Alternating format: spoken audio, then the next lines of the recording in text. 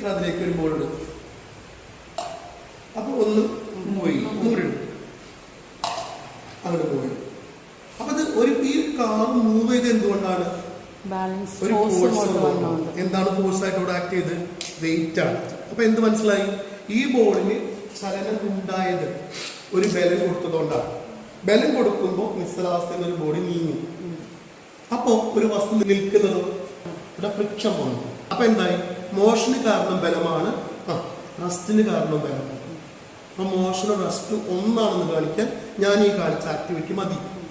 ഈ body move ചെയ്യുന്നത് ഇതിന് മേലെ എക്സ്റ്റേണൽ ഫോഴ്സ് കൊടുത്തത് കൊണ്ടാണെന്ന് കാണിക്കാനും ഇത് മതി. ഇനി ഇതിനകത്ത് നമ്മൾ 2 ബോൾ ഇട്ടു, ഇതിനകത്തും 2 ബോൾ ഇട്ടു. ഇപ്പൊ ആ ബോള് എവിടെ നിൽക്കുന്നു അവിടെ നിൽക്കും. ഇതിന് മേലെ ഫോഴ്സ് ഇല്ല എന്നാണോ? ഫോഴ്സ് ഉണ്ട്, ടോട്ടൽ ഫോഴ്സ് 0. Concurrent force.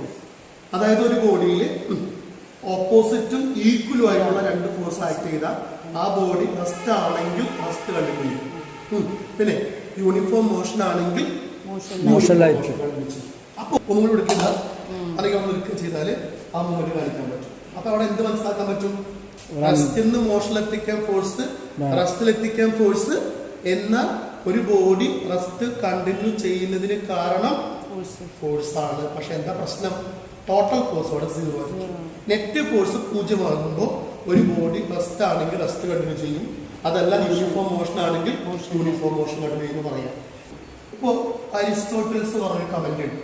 ആളെന്താ പറഞ്ഞ ചോദിച്ചാല്, ഇപ്പൊ ഞാൻ എന്ന വ്യക്തി ഈ ടോയ് കാറിൽ ഫോഴ്സ് കൊടുത്താൽ പോയിക്കൊണ്ടേയിരിക്കും. കൈ എടുത്താൽ നിൽക്കും, ഇവിടെ അല്ല സാധാരണ കൈ എടുത്താൽ നിൽക്കും എന്ന് വെച്ചാൽ ഫോഴ്സ് കൊടുത്താൽ ബോഡി മോഷൻ യൂണിഫോം മോഷനിലാകും, ഫോഴ്സ് എടുത്താൽ റെസ്റ്റിലാകും എന്ന് ആര് പറഞ്ഞു? അരിസ്റ്റോട്ടിൽ പറഞ്ഞു. അത് തെറ്റാ ശരിയാണ്? ഒരു ബോഡി റെസ്റ്റിലേക്ക് എത്തുന്നത്, അല്ലെങ്കിൽ ഒരു ബോഡിയിൽ യൂണിഫോം കോൺസ്റ്റന്റ് ഫോഴ്സ് കൊടുത്താൽ ആ ബോഡി യൂണിഫോം മോഷനിലായിരിക്കും, ഫോഴ്സ് ഇല്ലാതായ റെസ്റ്റിലായിരിക്കും എന്നാര് പറഞ്ഞു? അരിസ്റ്റോട്ടിൽ പറഞ്ഞു. ഇതിന് പറഞ്ഞ പേരാണ് അരിസ്റ്റോട്ടിൽസ് ഫാലസി. അരിസ്റ്റോട്ടിൽസ് ഫാലസി എന്ന് പറയും. ഇത് ഇവിടെ പറയണം. 9ാം ക്ലാസ്സിലെ ചലന ചാപ്റ്ററിൽ ഇത് വരുന്നുണ്ട്. അപ്പൊ അരിസ്റ്റോട്ടിൽ ഫാലസി പറഞ്ഞിട്ട് വേണം ഉണ്ടെങ്കിൽ നീങ്ങാൻ.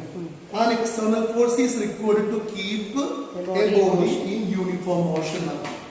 പക്ഷെ ഗെലി എന്ത് പറഞ്ഞു? Actually no force is required to keep a body in uniform motion.